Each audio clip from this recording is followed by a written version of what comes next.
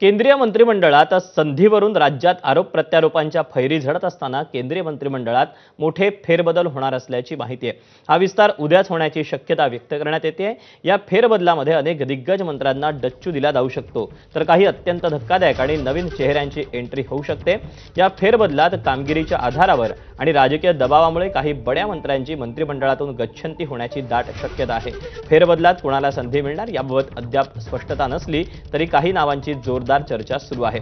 शिवसेनेचे खासदार श्रीकांत शिंदे यांच्या व्यतिरिक्त संजय दिना पाटील, संजय जाधव यांना मंत्रिमंडळात स्थान मिळू शकतं अशी चर्चा आहे।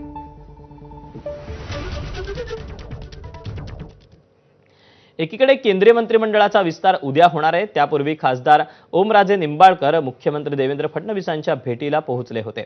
ओमराजे आणि मुख्यमंत्र्यांची 45 मिनिटे चर्चा झाली। केंद्रीय मंत्रिमंडळ विस्ताराच्या पार्श्वभूमीवर ओमराजे निंबाळकर हे मुख्यमंत्री देवेंद्र फडणवीसांच्या भेटीला आल्यानं अनेकांच्या भुवया उंचावल्या।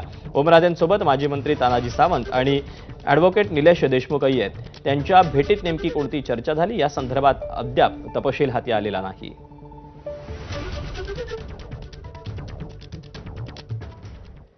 शेतकऱ्यांसाठी मोठी बातमी। शेतकऱ्यांना 30